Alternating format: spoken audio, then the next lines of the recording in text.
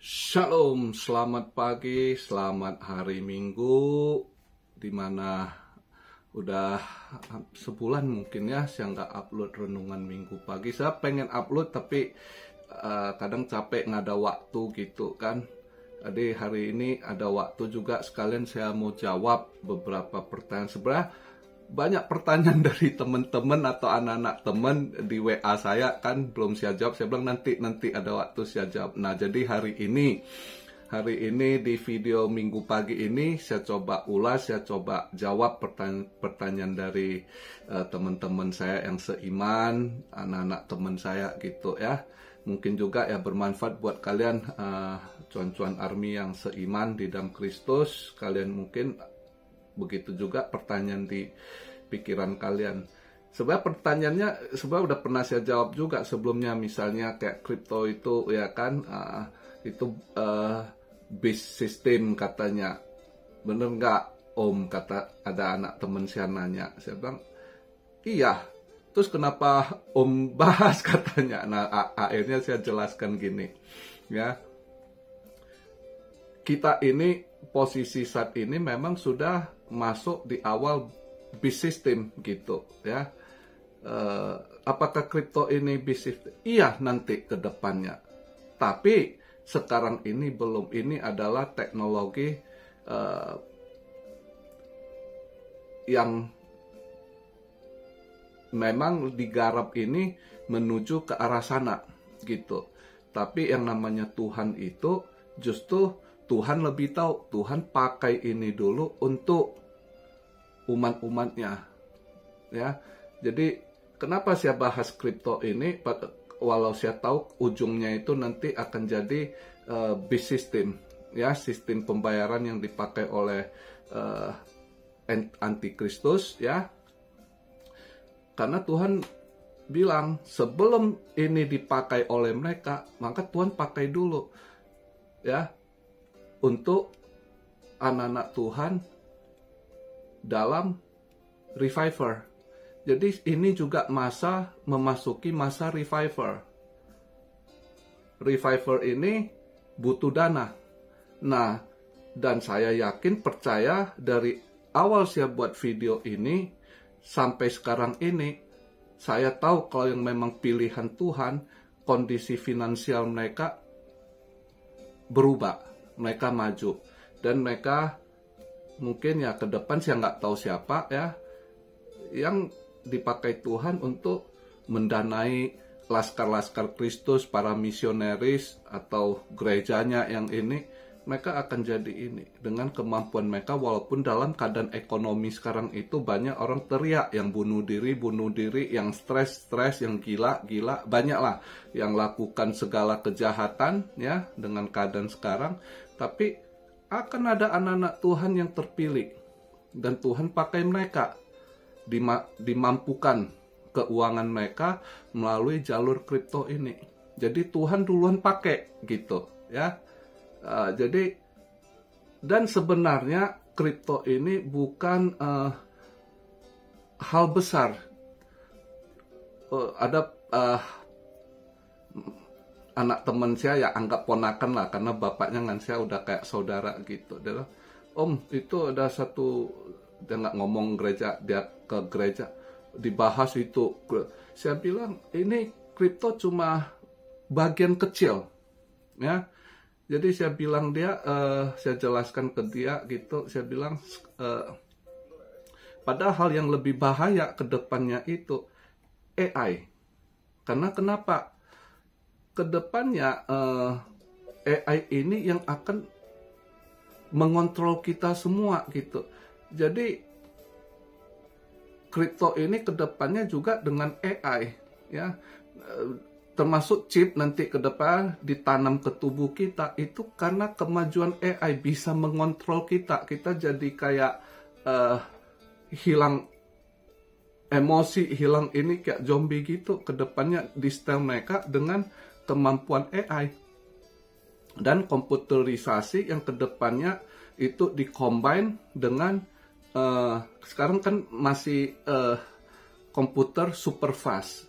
Itu nanti improve kuantum digabung dengan AI, itulah yang di-create dari chip, ya. Chip yang itu bukan hanya dari Elon, itu disatukan nanti teknologi, termasuk yang sekarang media nggak bahas ya. Sebenarnya itu bukan hanya teknologi dari Elon yang Neuralink, itu masih ada chip-chip yang ini, nano chip, ya, termasuk ada salah satu founding, kalau nggak salah perusahaan Synchron, ya, dimana itu yang didanai oleh Jeff Bezos sama Bill Gates, ya, itu juga chip, ya. Jadi banyak ke depannya. Tapi itu chip gimana bisa baru operasikan kita? AI. Jadi yang paling bahaya itu AI. Jadi banyak pendeta nggak bahas itu karena pendeta juga pakai AI, mereka senang, itu justru AI yang bahaya ke depannya dengan kemampuan itu. Itu manusia akan jauh dari Tuhan. Pertama-tama sebelum ditanamkan chip, sebelum sukses chip ini nanti, manusia akan udah jauh dari Tuhan. Kenapa? Mengandalkan AI itu, seolah-olah AI itu segalanya. Dan di belakang daripada AI itu, ya disusupi dengan demonik yang akan mengontrol kita. Ya, makanya sebelum itu terjadi, sekarang ini lagi masa revival. Dan udah masuk bisik, udah. Dan salah satu dulu ya, 50 tahun lalu, salah satu bishop yang Tuhan udah berikan dia ini, penglihatan, dia profesi, itu katanya, di suatu saat bila pausnya yang terpilih dari Amerika, saat itulah dimulainya memasuki beast system. Masa-masa. Ternyata benar. Nah, profesi itu 50 tahun yang lalu, sekarang digenapilah nubuat itu. Ya, salah satu bishop apa saya lupa, dari Amerika juga. Ya. Jadi nubuat yang Tuhan berikan, kadang-kala kita nggak tahu jangka waktunya. Ya. Jadi akhirnya 50 tahun kemudian, nah ini sekarang ternyata paus yang terpilih dari Amerika. Ya, ini udah tanda memasuki masa bis, dan revival udah terjadi mulai, termasuk di Jepang ini salah satu gereja saya yang saya hampir tiap minggu saya itu ada yang dibaptis, ada yang terima Tuhan Yesus gitu. Ya. Nah, itu. Dan satu hal lagi saya mau lihat, terus teman saya ada itu udah hampir 2 bulan lalu lah. Sebenarnya saya agak malas bahas, cuma saya mau ingatkan lagi gini. Ada yang cerita, itu pendeta Gilbert Lumondon diserang karena podcast dengan salah satu dokter apa gitu kan. Terus dia suruh saya lihat lah, saya lihat gitu.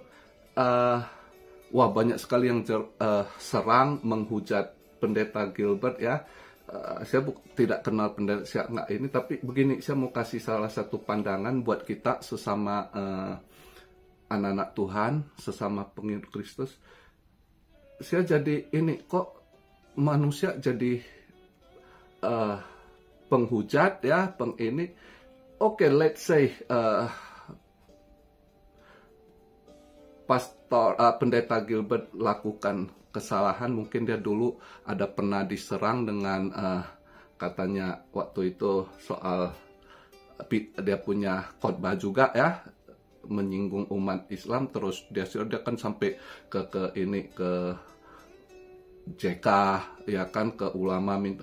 Jadi mungkin udah ada sedikit ciut di sana. Nah, kemarin itu di podcast dengan dokter itu kepancing. Nah, makanya saran saya sih ya, pendeta-pendeta itu kurangilah, mending dia buat podcast yang bahas Alkitab, daripada podcast-podcast gitu yang masuk jebakan ya. Tapi kita nggak boleh menghujat. Oh, dia seorang pendeta, pokoknya saya baca komen itu kan, wah ngeri sekali. Justru salah loh. Saya bukan umatnya dari Gilbert ya, saya nggak pernah ikut khotbah, nggak pernah ikut gerejanya ya, karena saya lama di luar. Tapi dia salah satu dulu pendeta pilihan Tuhan. Tapi kalau dia salah, ya doakan. Kenapa umat-umat kok jadi penghakim gitu. Jangan jadi orang Farisi. Termasuk saya lihat ada pendeta-pendeta yang buat YouTube, wah serang. Udah salah jalur itu, pendeta-pendeta juga saya lihat makin ngawur gitu. Mereka lupa tugas mereka sebenarnya. Ya. Dan kenapa katanya mereka pendeta, mereka nggak belajar dari ini ya. Tuhan itu maha tahu gitu. Petrus aja ya, Tuhan Yesus bilang, sebelum ayam bekokok 3 kali kamu udah menyangkal aku. Sebelum ayam bekokok kamu udah menyangkal aku 3 kali. Ya, dia sangkal Tuhan Yesus 3 kali. Tapi begitu dia sadar, dia nangis, dia tobat, Tuhan masih ngampuni, Tuhan masih pakai dia. Ya, begitu Tuhan Yesus bangkit, Tuhan Yesus temui murid-muridnya dan apa? Tuhan karuniakan Roh Kudus pada dia untuk apa? Jadikan bangsa-bangsa menjadi muridku. Nah, ini hari ini yang saya mau jelaskan begini. Banyak pendeta-pendeta lupa tugas mereka. Sibuk dengan konten. Begitu ada salah, wah serang. Seolah-olah mereka paling paham, mereka lupa tugas mereka. Terus yang alih rapture, alih kedatangan Tuhan. Dia cari terus kapan hari kedatangan Tuhan. Oh, 3 tahun lagi. Ada tuh saya lihat di Indo. Kok makin melenceng mereka. Tugas mereka itu sebenarnya udah jelas. Apalagi kondisi saat ini, revival. Harusnya mereka sadar bukan konten-konten atau justru mereka harus lebih giat bekerja di ladang Tuhan. Apa? Jadikan bangsa-bangsa jadi murid Tuhan. Itu tugas mereka. Bukan pergi menghujat, menghakimi orang seolah-olah mereka pengen benar. Nah ini. Jadi teman-teman yang seiman, saya di minggu pagi ini saya ajak, justru kita doakan. Doakan siapapun pendeta yang kita lihat ada salah atau apa dia lost, ya kita doakan. Ya kan? Bukan kita hujat. Dan paling komen ingatkan, udah Pak Gilbert misalnya Anda umatnya atau siapa, Pak concentrate, ya kan, tugas seorang pendeta yaitu itu tugas utamanya dari Tuhan Yesus sendiri, jadikan umat-umat, bangsa-bangsa menjadi muridku. Itu yang utama, ya kan. Nah jadi makanya pagi hari ini saya luangkan waktu, saya mau nyampaikan siapapun kita, jangan kita menghakimi, tapi di saat pendeta yang kita atau misionaris yang salah, kita doakan mereka supaya dijamah Tuhan, supaya mereka bertobat, akui ini, balik Tuhan, dan Tuhan selalu pakai. Kalau memang umat yang dia pilih itu, Tuhan akan pakai walaupun itu ada kesalahan, karena walaupun pendeta, dia manusia, ya kan? Nabi saja kita baca Alkitab banyak yang salah, tapi saat mereka salah, sadar, mereka sujud, bertobat, minta pengampunan, Tuhan akan ampuni dan Tuhan akan buka jalan, ya kan? Siapa yang nggak pernah salah? Coba lihat di Alkitab, yang begitu dahsyat Nabi Daud yang tulis banyak ayat Mazmur, begitu Tuhan kasihi, apa ada salah? Salah juga. Tapi begitu dia sadar, dia sujud, dia mohon pengampunan, dia tahu Tuhan akan ini. Jadi kenapa kita pikiran jadi sempit, begitu ada wah langsung hujat, jadi hakim, jadi Farisi. Jangan. Ya, itu yang saya mau ajak teman-teman di masa-masa yang Tuhan berikan. Konsentrate kita, jangan lihat kiri, lihat ke dunia, tapi lebih ke atas satu. Jangan lihat horizontal lagi, tapi vertikal. Karena waktu itu nggak lama lagi. Dan doalah jangan kita masuk masa tribulasi. Ya. Karena kita lihatlah, tanda-tanda itu sudah semakin dekat. Ya. Karena Tuhan udah bicara. Saya pernah bahaskan teman saya, salah satu word prayer ya. Hamba Tuhan yang sering Tuhan beri penglihatan. Asal Tuhan ada ini, kasih dia lihat, dia suruh dia untuk doa, untuk patahkan. Ada yang dilihat memang tidak bisa dipatahkan, harus terjadi, gitu.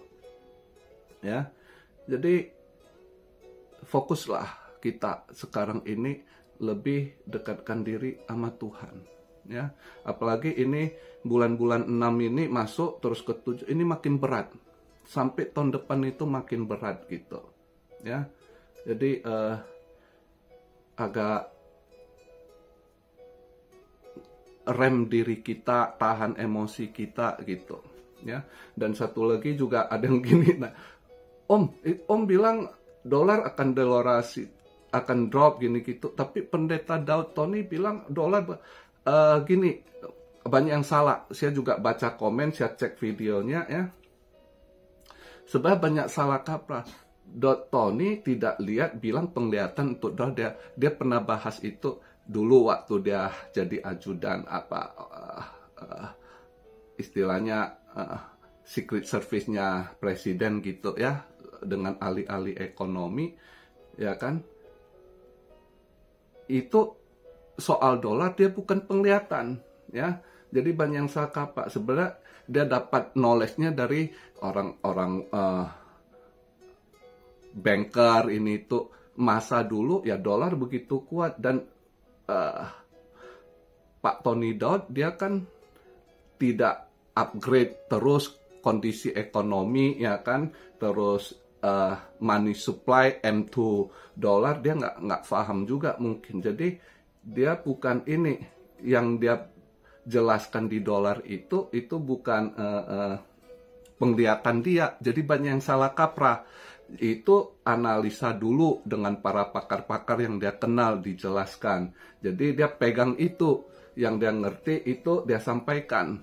Jadi kondisi dolar sekarang semakin banyak yang buang dolar, dedolarisasi, demand supply-nya udah jauh beda, ya dia nggak tahu bahwa dolar akan tergerus karena dia pegang yang tahu dari orang ahli-ahli dulu gitu.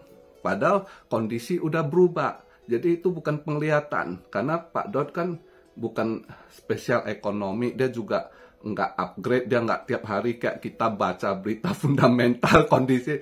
Jadi jangan salah kaprah, ya. Ada yang mana dia paparkan penglihatan, mana atau yang Tuhan berikan, atau yang dari pertemuan-pertemuan yang analisa dia sendiri, pendapat dia sendiri. Jadi banyak yang salah kaprah juga. Saya lihat juga komen ada yang hujat dia bilang, tapi ya nggak usah ke situ lah. Dan saya hari ini mau gini, fokusnya mau ingatkan teman-teman, ya, buat yang udah keluarga, punya anak-anak, lebih hati-hati ke anak-anak. Karena kuasa gelap target anak-anak. Saya sebenarnya video bulan kemarin itu saya udah mau ingatkan, karena hampir 3 bulan yang lalu itu Tuhan ada kasih penglihatan untuk anak-anak, hati-hati, kuasa gelap itu target anak-anak.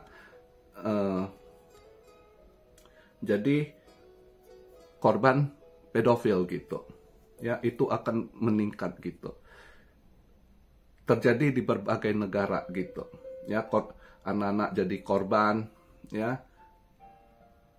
Jadi untuk kalian saya mau ingatkan, teman-teman Seman, selalu berdoa, doa keluarga, juga ke gereja, bawa anak-anak untuk selalu doa untuk proteksi, karena kuasa gelap itu target anak-anak juga, ya.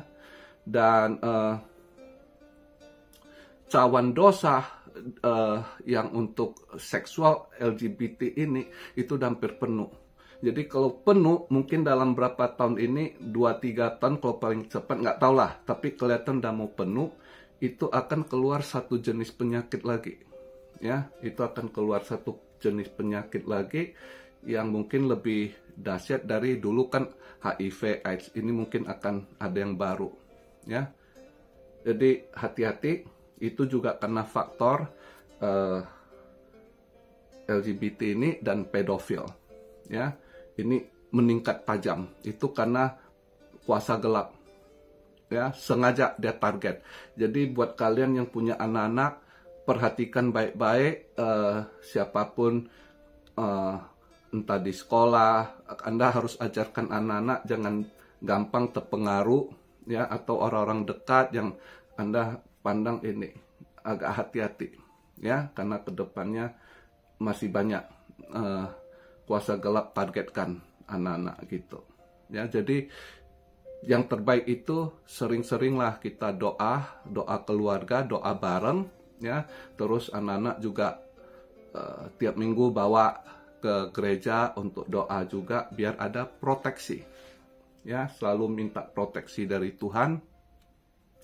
Itu salah satu. Cuma saya habis dapat hal begitu, saya ngecek kan perkembangan ini, apa yang terjadi.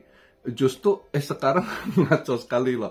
Saat kita cek gitu ya berita di YouTube, itu algoritmanya ke arah sana, itu HP-nya tiap hari ada yang begitu-gitu. Mau irisnya gimana saya nggak tahu, padahal saya pengen riset gitu. Ini gimana, sampai di mana fasenya sekarang gitu, pas kita dapat ini ya.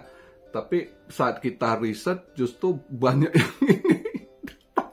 Algoritmanya mungkin ke arah sana, jadi kita dipikirnya orang-orang begituan, disorongin terus. Nah, itu setan ya.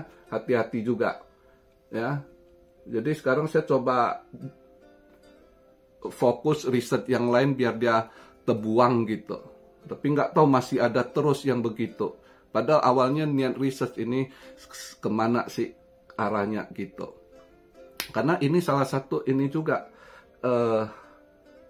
antikristus itu juga bagian dari LGBT. Ya, hati-hati ke depannya mereka yang makin nongol itu ya, itu dari, makanya organisasi ini terus berkembangnya dahsyat gitu. Dan makin sesat, manusia makin jauh dari Tuhan ya. Jadi untuk anak-anak jadi target, hati-hati. Makanya saya di video hari ini pesan buat kita siapapun, saudara-saudara seiman di dalam Kristus yang punya anak-anak, perhatikan baik-baik orang sekitar atau di sekolah gitu ya. Dan juga saya ada lihat berita anak Kristen yang mati kena bully ya di Riau ya kalau nggak salah. Doalah, karena memang masa-masa ini udah masa semakin berat. Mereka yang benci sama kita ya,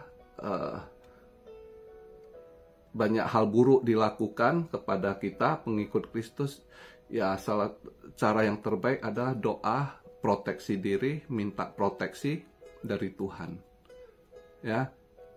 Dan ya berdoa juga lah supaya jangan kita nanti kedatangan Tuhan nggak diangkat, justru masuk tribulasi. Tribulasi itu masa yang pahit sekali, 7 tahun itu ya.